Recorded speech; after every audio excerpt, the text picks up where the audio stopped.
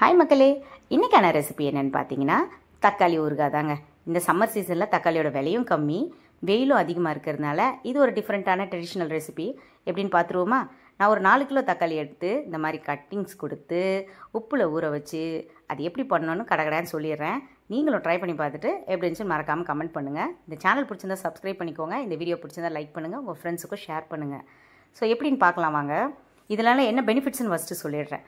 உங்களுக்கு மார்னிங் டைமில் ரொம்பவே ஹெல்ப்ஃபுல்லாக இருக்கும். எப்படின்னு கேட்டிங்கன்னா, ஒரு சட்னிக்கு வந்து இதை நம்ம ஆல்டர்னேட்டிவாக யூஸ் பண்ணிக்கலாங்க. இன்றைக்கி என்னால் டக்குன்னு வேலை பார்க்க முடியல, காலைல கொஞ்சம் லேட்டாக இருந்துச்சு, சட்னி பண்ண முடியல அப்படின்னா ஒரு இட்லி மட்டும் ஊற்றி வச்சுட்டு இது இந்த தொக்கு ஒரு இந்த ஊறுகாய் ஒரு ஸ்பூன் கொடுத்துட்டிங்கன்னா அழகாக சாப்பிட்ருவாங்க. ஸோ அந்த அளவுக்கு செம்மையாக இருக்குங்க. ஸோ உங்களுடைய டேஸ்ட்டுக்கு ஏற்ற மாதிரி நீங்கள் இதை ப்ரிப்பேர் பண்ணிக்கலாம். நான் என்ன ப்ரிப்பேர் பண்ணன்றதை சொல்கிறேன். கூட்டியும் குறைச்சியும் நம்ம இதை சரி பண்ணிக்கலாம். ஏன்னு கேட்டிங்கன்னா, நம்ம வீட்டில் ஊறுகாய் போடுறதே நம்ம உப்பு எண்ணெயை வந்து நம்ம கண்ட்ரோலில் கொண்டு வரதுக்கு தான். இப்போ நம்ம கடையில் வாங்குகிற ஊறுகாயில் கெமிக்கல் கண்டிப்பாக சேர்த்துருப்பாங்க. எசன்ஸ், அதாவது கெட்டு போகாமல் இருக்கிறதுக்கு கண்டிப்பாக ஏதாவது சேர்த்துருப்பாங்க. உப்பும் அதிகமாக இருக்கும், எண்ணெயும் அதிகமாக இருக்கும். இதில் நம்ம அது கிடையாது. அதுதான் நம்ம வீட்டில் செய்கிற ஊறுகாயில் இருக்க பெனிஃபிட்ஸுங்க. தக்காளி 4 கிலோவுக்கு 200 கிராம் அளவு உப்பு சேர்த்துருக்கேன். உப்பு கம்மியாக வேணுன்றவங்க ஒரு 50 கிராம் குறைச்சே சேர்க்கலாம், ஒரு பிரச்சனையும் இல்லை. ஸோ நான் வந்து கொஞ்சம் நிறையா ஊறுகாய் போடுறதுனால இது நிறையா சேர்த்துருக்கேன். இப்போ நான் 1 கிலோ தக்காளி எடுக்கிறேன் அப்படின்னா ஒரு 30 கிராம் அளவே உப்பு போதுமானதாக இருக்கும். டேஸ்ட்டுக்கும் கரெக்டாக இருக்கும், கெட்டு போகாமையும் இருக்கும். ஸோ மொதல் நாள் நைட்டு உப்பில் இந்த மாதிரி ஊற வச்சு மூடி வச்சுடுங்க. மறுநாள் காலையில் எடுத்து இந்த மாதிரி ஒரு வடிகட்டியில் வடிகட்டிட்டு நல்லா வெயில் ஏறினதுக்கப்புறம் ஒரு 10 மணிக்கு எடுத்துகிட்டு போய் வெயிலில் வச்சுடுங்க. தரையும் நல்லா சூடில் இருக்குமா, ஒரு காட்டன் கிளாத்தை விரித்து இந்த மாதிரி காய போட்டுருங்க. காய போட்டுட்டு சாயந்தரமாக எடுங்க, இல்லாட்டி 2 நாள் காய வச்சு எடுங்க. எப்படி எடுத்தாலும் உங்கள் வசதி தான். ஆனால் 2 நாளுக்குள்ளே இதை ப்ரிப்பேர் பண்ணிடணும். அப்போ தான் ப்ராப்பராக கரெக்டாக இருக்கும், கெட்டு போகாது. ஏன்னா இதில் நம்ம எந்த சிந்தட்டிக் எசன்ஸும் சேர்க்க போகிறதில்ல, நேச்சுரல் மெத்தடில் தான் நம்ம இது எடுக்கிறோம். இந்த மாதிரி துணியில் வெட்டி காஞ்சிடும். 2 நாள் காய விட்டிங்கன்னா ரொம்ப ஒட்டிடும். அதனால தான் மொதல் நாளே இந்த மாதிரி எடுத்துகிட்டு ஒரு பிளேட்டில் கூட போட்டு நீங்கள் காய வச்சுக்கலாம். அப்படி இல்லைனா அன்றைக்கி ஈவினிங்கே ப்ரிப்பேர் பண்ணிடலாம். அதாவது ஃபஸ்ட் டே ஈவினிங்கே ப்ரிப்பேர் பண்ணிடலாம். இந்த தண்ணி மிச்சமாச்சு பார்த்தீங்களா, இது தக்காளியிலேருந்து வடிஞ்ச சாறு தாங்க. அந்த சாறுலேயே என்ன பண்ணணும்னா ஒரு 100 கிராம் அளவுக்கு புளி சேர்த்துடணுங்க. 4 கிலோ தக்காளிக்கு 100 கிராம் புளி. அப்போ 1 கிலோனா எவ்வளோன்னு 25 கிராம். அந்த மாதிரி நீங்கள் நான் சொல்கிற மெஷர்மெண்ட்டை உங்களோட எந்த அளவுக்கு எடுக்கிறீங்களோ அந்த அளவுக்கு போட்டுக்கோங்க. இப்போ அந்த காய வச்ச தக்காளியும் அந்த தக்காளி விழுதையும் ப்ளஸ் இந்த புளித்தொக்கு ப்ளஸ் காஞ்ச மிளகா எவ்வளோ எடுக்கிறீங்கன்னு பார்த்தீங்கன்னா, கரெக்டாக நான் வந்து இந்த அளவுக்கு ஒரு 20 நம்பர் ஆஃப் காஞ்ச மிளகா எடுத்துகிட்டு மிச்சத்துக்கு பவுடராகவும் கொஞ்சம் சேர்த்துருக்கேன். 2 பேட்டர்னாகவும் நம்ம சேர்த்துக்கலாம். இல்லை மொத்தமாகவே பவுடராக சேர்க்கணும் அப்படின்னாலும் ஒரு 150 கிராம்லேருந்து 200 கிராம் அளவு காரத்துக்கு ஏற்ற மாதிரி. நல்ல காரமாக வேணும்னா 200 கிராம் சேருங்க, இல்லாட்டி 150 கிராம் சேருங்க. கரெக்டாக இருக்கும் 4 கிலோவுக்கு. ஸோ அந்தளவுக்கு எல்லாத்தையும் சேர்த்து அரைக்கிறோம்.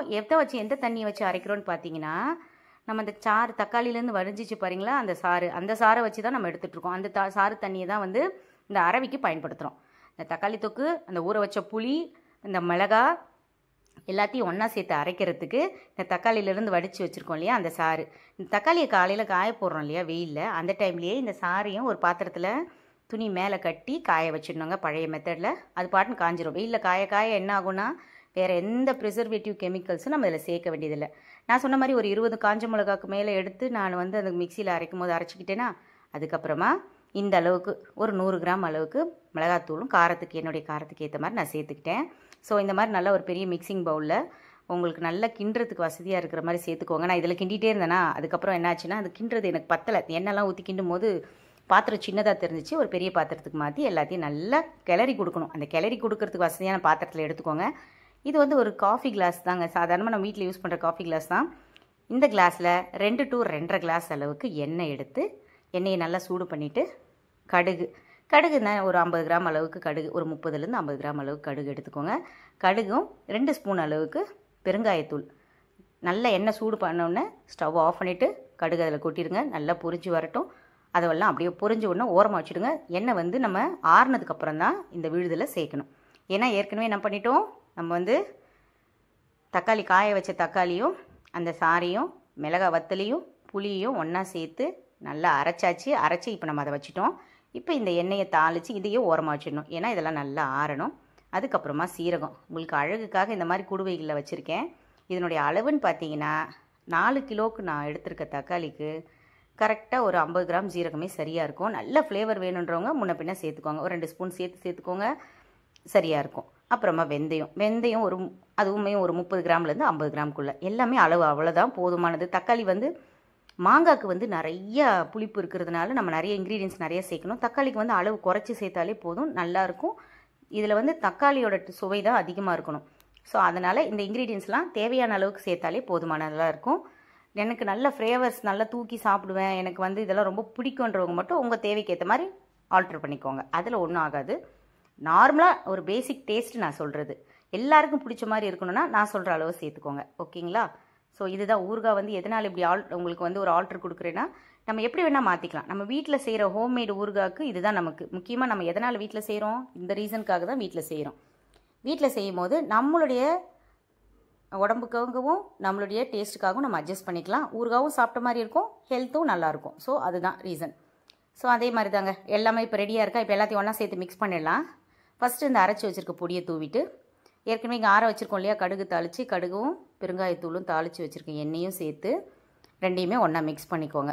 ஒன்று ஒன்றா ஒரு பேட்சாக நான் வந்து இது ஒரு கிட்டத்தட்ட 3 பேட்சாக அரைச்சேன், 3 பேட்சாக மிக்ஸ் பண்ணிக்கிட்டேன். மொத்த 4 கிலோ தக்காளியோட அளவே பார்த்துக்கோங்க, இந்த அளவுக்கு தான் வந்துருந்துச்சு. ஸோ இது கிளறதுக்கு எனக்கு கொஞ்சம் கஷ்டமாக இருந்ததுனால வேறு ஒரு பாத்திரத்துக்கு மாற்றிட்டேன். ஏன்னா காய வைக்கும் போது யோசிச்சு பார்த்தேன், இதுனா கொஞ்சம் அகலமான பாத்திரம் இருக்குது, காய வைக்கிறது கொஞ்சம் சிரமமாக இருக்குன்னு தோணுச்சு. ஸோ வேறு பாத்திரத்துக்கு மாற்றி என்ன பண்ணிட்டேன், கிண்டி எடுத்துட்டேன். நீங்கள் 1 கிலோ தக்காளி போட்டிங்கன்னா உங்களுக்கு ஊறுகாய் பார்த்தீங்கன்னா கிட்டத்தட்ட ஒரு 400 கிராம் அளவுக்கு தான் வரும்னு நினைக்கிறேன். அந்த அளவுக்கு தான் இருக்கும், வேறு ஒன்றும் இல்லை, நிறையெல்லாம் வராது. இப்போ நான் 4 கிலோன்றதுனால இந்த அளவுக்கு வந்துச்சு. நான் சொன்னேன் பார்த்தீங்களா, வேறு பாத்திரத்துக்கு மாற்றிட்டேன். காய வைக்கிறது, இந்த கலக்கிறது எல்லாம் இந்த சில்வர் பாத்திரம் யூஸ் பண்ணிக்கோங்க. அப்படி இல்லைனா பீங்கான் ஜாடி இருந்துச்சுன்னா அதில் வச்சும் காய வைங்க. அடுத்து ஃப்ரிட்ஜில் ஸ்டோர் பண்ணுறதுக்கு நல்ல கிளாஸ் கண்டெய்னர், ஏர்டைட் கண்டெய்னரில் போட்டு ஸ்டோர் பண்ணிட்டா 6 மந்த்ஸ் கெடவே கெடாதுங்க. இதுக்கு நம்ம வேறு ஒன்றுமே பண்ண போகிறதில்ல. இப்போ நல்லா மிக்ஸ் கொடுத்துட்டோம் இல்லையா. ஸோ மார்னிங் காய வச்சோம், நைட்டே ப்ரிப்பேர் பண்ணிட்டோம். நைட் ப்ரிப்பேர் பண்ணி வச்சு நல்லா ஊற வச்சுட்டு மறுநாள் காலையிலேருந்து ஒரு வாரத்துக்கு தொடர்ந்து வெயிலில் வச்சு எடுத்திங்கன்னா உங்களுக்கு அந்த ஊறுகாவோட டிஃப்ரென்ஸ் தெரியும். நல்ல கலர் சேஞ்ச் ஆகும்.